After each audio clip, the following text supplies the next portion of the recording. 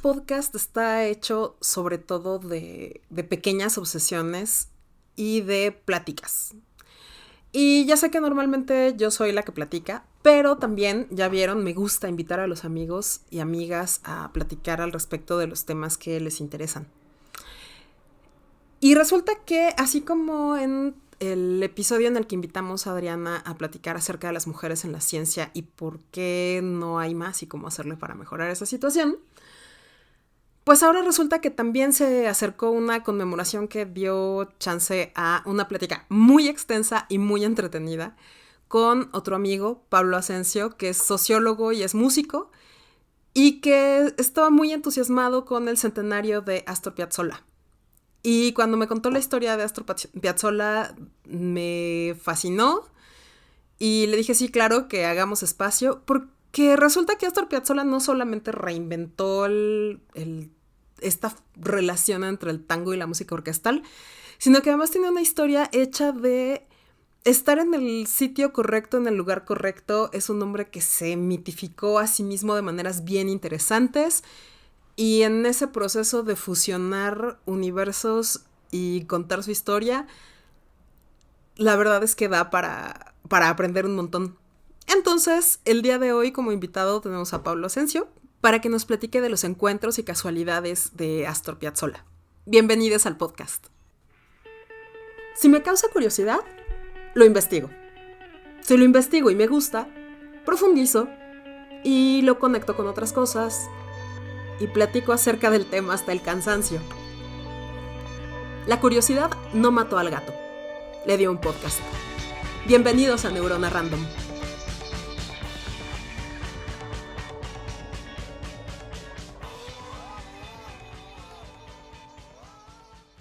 Hace 10 años, lo recuerdo, justamente por que se anunciaban los 90 años de Piazzolla.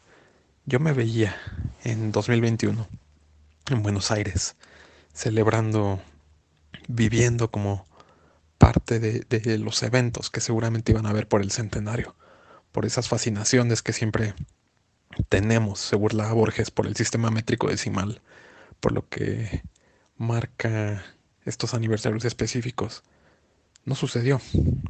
Es evidente, la pandemia nos rebasó a todos por la derecha.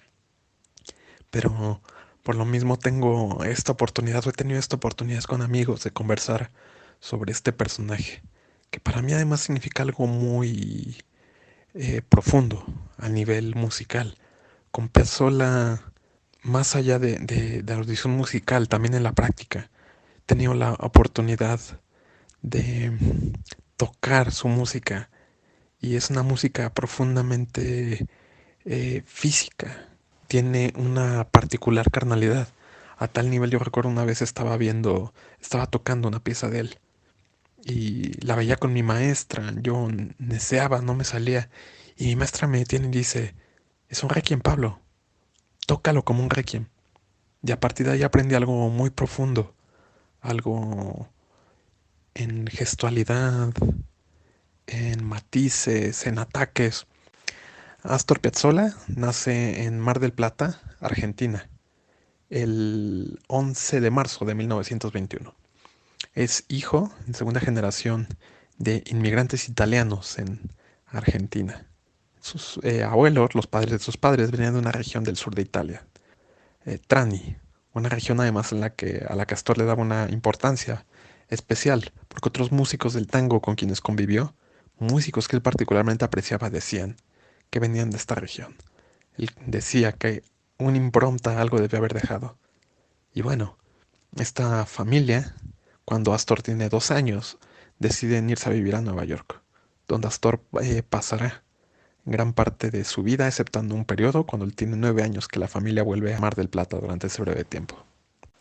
Nueva York es también un lugar de encuentros que marcaron su vida definitivamente. El aprender inglés, como lo señalaba, el hablarlo mejor que el castellano, es también la exposición a músicas que lo marcarán, al klezmer, a música ritual judía, a danzón, a boleros, música ranchera, a los tangos que también su padre escucha. Su padre, un profundo enamorado del género, le regala justamente cuando él es niño todavía un bandoneón. Astor Esperaba recibir unos patines, una armónica o un ventilador. Dice que pensó que venía en esa caja rara. Y no, recibió un instrumento extraño y su padre le dice, es el instrumento del tango. Quiero que aprendas a tocarlo.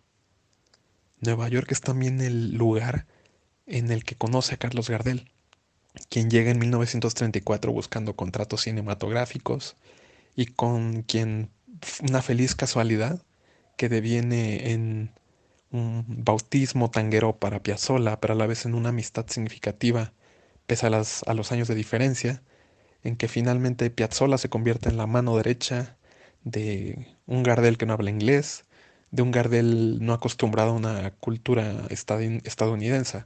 Y esta es una de esas casualidades de las que hablaba que me resultan fascinantes en el caso de Piazzolla. Porque primero, siendo un migrante argentino y de un padre tan intensamente amante del tango, es evidente que estaba preparado para saber quién era Gardel y darle el peso, ¿no? Reconocer a este personaje.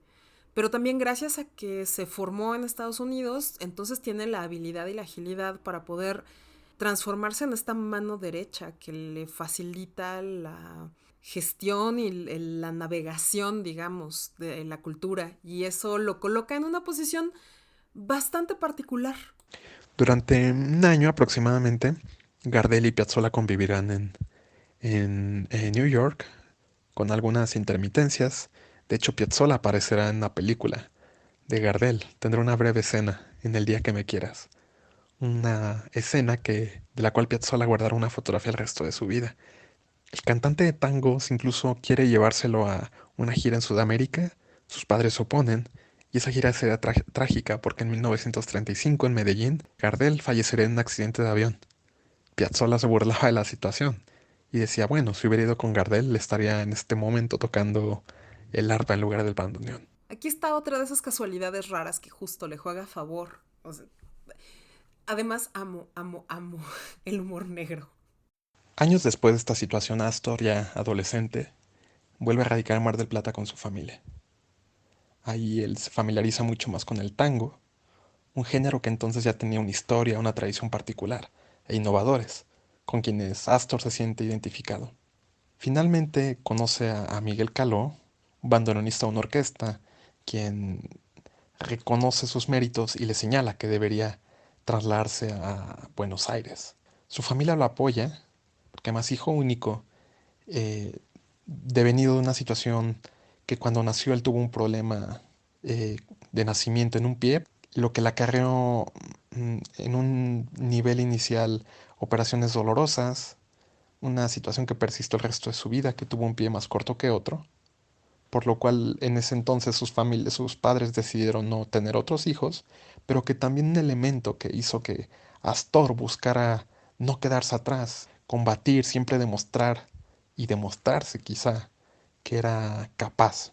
Pues bueno, este combativo llega a Buenos Aires, donde encuentra su posición primero en orquestas de poca monta y finalmente consigue una audición en la orquesta de Aníbal Troilo, un gran bandoneonista con una orquesta célebre en la cual él destaca en una excelente audición, una audición en la que además él, tras tocar un repertorio que conocía de memoria por admirar a estos músicos, al confirmársela además la aceptación en esta orquesta, empieza a tocar Rhapsody in Blue, lo cual se le reprochan y le dicen que no, que deje esa música para los norteamericanos. Este es otro de los temas que me interesó muchísimo cuando apareció la conversación sobre Piazzolla. La forma en la que dentro de su cerebro se combinan la música popular argentina, la herencia italiana, lo que estaba pasando en Nueva York en la música popular a finales de los 20, principios de los 30 y la música orquestal. Ese tipo de cosas son las que detonan cambios culturales y eso me obsesiona. Igualmente, Piazzolla en este momento continúa una búsqueda también por profundizar en sus conocimientos musicales, quizá también un poco en el sentido de una insatisfacción por no querer dedicarse meramente al género, a lo que él ve como un género popular, sino convertirse en un músico académico, en un compositor. Incluso lo pensaba en algún momento, ¿por qué no en un pianista profesional? Finalmente, eh, por una afortunada casualidad, el pianista Arthur Rubinstein, a quien él se acerca a hablar un poco de música y demás. Por mediación suya llega a otro importante compositor argentino, Alberto Ginastera, quien durante algunos años le dará clases y con quien Piazzolla justamente empezará un tipo de conocimiento mucho más profundo de la música y cultural también, que Ginastera le señala que un músico no puede quedarse con dicho ámbito, tiene que profundizar en lo literario, en lo pictórico, elementos que los cuales Piazzolla a lo largo de su vida mantendrá siempre presentes. Este es otro de mis temas recurrentes, tanto en las pláticas como en el podcast y en la vida. Los cruces entre disciplinas, ya sea disciplinas creativas o disciplinas académicas y creativas, que dan frutos fascinantes. Y en el caso de Piazzolla, Pablo nos platicará en un ratito más los efectos que tuvo ya en su carrera tardía. Al parecer por el influjo mismo de Ginastera, Piazzolla compone una obra, la Sinfonía Buenos Aires, que integra a un conjunto orquestal, un grupo de bandoneones, lo que genera una tensión particular, en el sentido de que los músicos de la orquesta consideran que ciertas sonoridades de Piazzolla pertenecen no meramente al ámbito popular, sino al ámbito prostibulario. En tanto en ciertos círculos, el tango se vinculaba con estos espacios. Por el contrario, algunos de los bandoneonistas de la obra encuentran dificultades al tratar de leer la partitura, al tratar de contar compases, que no evita, de cualquier manera, que con esta obra Piazzolla gane un premio y que en el estreno de la obra haya peleas, haya confrontaciones, de nueva cuenta entre innovadores, entre personas que apoyan las sonoridades de las obras, los atrevimientos de las obras de Piazzolla, en contraparte de tradicionalistas que deploran sus atrevimientos o sus cosas raras.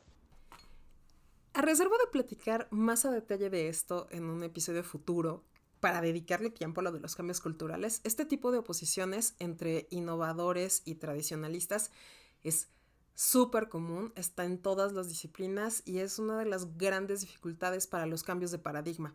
Seguramente vamos a platicar de eso muy pronto, pero me interesaba hacer esa acotación. Con el dinero del premio, Piazzolla puede ir a París, donde buscará a la gran pedagoga, a la gran maestra de muchos compositores, Nadia Boulanger, a quien respetaban Igor Stravinsky, Darius Milhaud, George Gershwin. Muchos compositores justamente le tenían admiración profunda y Nadia Boulanger a veces aceptaba a alumnos. Con ella, Piazzolla se enfrenta al dilema de sentirse un músico popular, de sentirse menos, y Nadia Boulanger por el contrario se da cuenta o le señala que algo le falta a sus obras, algo, un elemento, una individualidad, una identidad. Piazzolla se sincera, le hace entrever que es un banderonista argentino, que él solía tocar tangos, y Boulanger le pide que ejecute justamente un tango.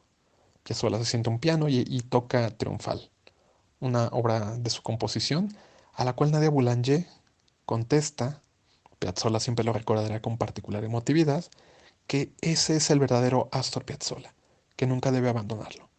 A raíz de eso, Piazzolla forma un ensamble de cuerdas con el cual graba algunos tangos de su propia autoría en el que allá hay una hilvanación abierta, una hibridación justo entre lo tanguístico, pero también entre lo clásico. Vuelve también a Argentina, donde formará sus primeros conjuntos, el primero el Octeto Buenos Aires, que no tendrá eh, el éxito quizá esperado justamente por que se consideraba que era un grupo de música, un grupo que hacía música que no se podía bailar.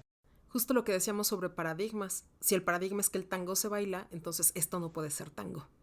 Forma otro ensamble, un quinteto, con el cual también será una agrupación particular que a lo largo de su vida lo caracterizará, un quinteto en el que integra también la guitarra eléctrica, como también lo había hecho en el otro grupo, el octeto, que es un instrumento que en ese entonces era inédito en el tango.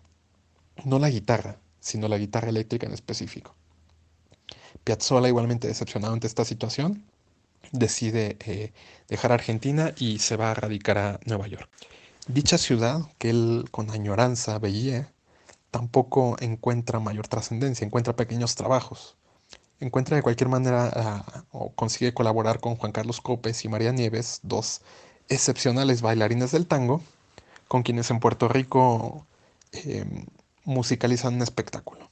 Cuando se encontraba en este sitio, le llega la noticia a Astor de que muere su padre, Vicente Piazzolla, a quien él llamaba Nonino.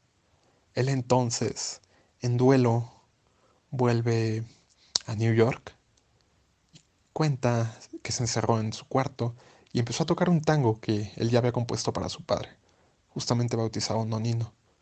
Pero ese tango, de pronto hay un interludio doloroso, desgarrador, algo que se vuelve un requiem, y será una de las composiciones más conocidas de Piazzolla. Mismo lo decía, traté de componer siempre algo mejor, jamás pude. Ese tango justamente Adiós Nonino es una de sus marcas particulares. Tras esto, vuelve de nuevo cuenta a Argentina, donde consolida participaciones con poetas, con escritores sumamente talentosos, Jorge Luis Borges, con quien finalmente su colaboración terminó abruptamente debido a diferencias creativas, podríamos decir, quizá de egos también de los dos, ¿De egos? ¿Con Borges? No, ¿cómo crees? con Horacio Ferrer, un gran poeta uruguayo, con quien colaboró con grandes composiciones, con Ernesto Sábato, con quien incluso también planeó escribir una obra que finalmente no vino a cuenta, sino meramente un pequeño número, una lectura de su famosa novela sobre héroes y tumbas. Pero es también en este contexto en el que Piazzolla empieza a conseguir un poco más de notoriedad, primeramente por sus colaboraciones con Jorge Luis Borges, después con Horacio Ferrer, con quien compone una canción maravillosa, La balada para un loco, que finalmente le empiezan a asegurar una posición un poco más firme. Pero después de esta situación se traslada también a Europa, donde forma un conjunto electrónico, donde en correspondencia con la psicodelia particular de la época, el ímpetu por lo electrónico, también compone un repertorio sumamente interesante, particular, cercano a lo jazzístico, a lo metal, al rock. Es un compositor prolífico, creativo, pero a la vez imaginativo, intuitivo, con esta capacidad de imbricar lo tanguístico, una tradición clásica y de cualquier manera un oído fino que permite también hilvanar en todo ello el jazz, el klezmer, rítmicas particulares ascendientes de música africana. Hay todo ello en la riqueza de esta música característica. Piazzolla es justamente en este contexto esa música que te bastan tres notas específicas para saber qué es él. A partir de los 70, Piazzolla pudo consolidar un mayor reconocimiento en Europa con algunas composiciones que son como sumamente conocidas, como Libertango, como Oblivion, como su propio Dios Nonino, que sin embargo son la punta del iceberg de su maravilloso repertorio. Reiteraba que esta fama, este reconocimiento, venía por músicos de diferentes géneros, rock, jazz, algunos otros compositores de tango, compositores clásicos, lo cual él veía como con cierta perplejidad y también con el anhelo de que hubiera gustado ser mucho más reconocido en Argentina, menos vilipendiado como en muchos casos se reiteraba como el asesino del tango, que era una exageración. Finalmente él era un innovador que no podía renegar de sus propias búsquedas y menos aún podía renegar de la profunda deuda que tenía con el género tango per se. Durante los próximos años, Piazzolla siguió trabajando en diversos ensambles, el octeto electrónico justamente, nonetos, quintetos, sextetos, todos ellos la numeración nos denotan los integrantes, pero lo interesante es darnos cuenta cómo cada uno de ellos, a partir de la selección de la dotación instrumental que hacía Piazzolla, tienen una sonoridad particular. También colaboró con distintos músicos, colaboró con Jerry Mulligan, algunas colaboraciones quedaron pendientes o algunas hay evidencia hay de que fueron grabadas, si bien todavía no han sido publicadas. Esperemos que en algún momento puedan ir saliendo. Pero bueno, finalmente Astor Piazzolla En 1990 sufre una trombosis en París y debe ser trasladado a Argentina, buscando como poder cuidarlo con mayor suficiencia por parte de su familia. Y el 4 de julio de 1992, después de 2 años dolorosos, él fallece en Buenos Aires, Argentina. Piazzolla es uno de estos personajes fascinantes que ocurre entre múltiples fronteras. Las culturas italiana, argentina, neoyorquina, parisina, también entre diferentes géneros y tradiciones musicales como el tango, el jazz, la música orquestal, la psicodelia, el klezmer. Y que además creó lazos con muchos personajes relevantes de su época, dentro y fuera de su disciplina. Eso quiere decir que como creador tiene muchos elementos que valoramos dentro del universo de la neurona random. Y era inevitable tener ganas de hablar de él justo ahora que acaba de pasar su centenario. Entonces espero que a ustedes les haya resultado tan interesante como a nosotros. Ya saben que en el Twitter de @neuronarandom, que por cierto ya rebasó los 150 seguidores, muchísimas gracias por el interés. Bueno, ahí en la cuenta van a encontrar más información adicional al respecto a lo largo de las próximas semanas, fuentes, fotos y para esta edición en específico muy probablemente una playlist que acompaña adecuadamente este episodio y ya vamos a estarlo subiendo en los próximos días. Y ya saben que también ahí en Twitter pueden enviarnos saludos, preguntas, quejas. Y nos escuchamos dentro de 15 días, como siempre, el primer y tercer martes de cada mes con otro tema aleatorio. Muchísimas gracias por escuchar y hagámoslo random.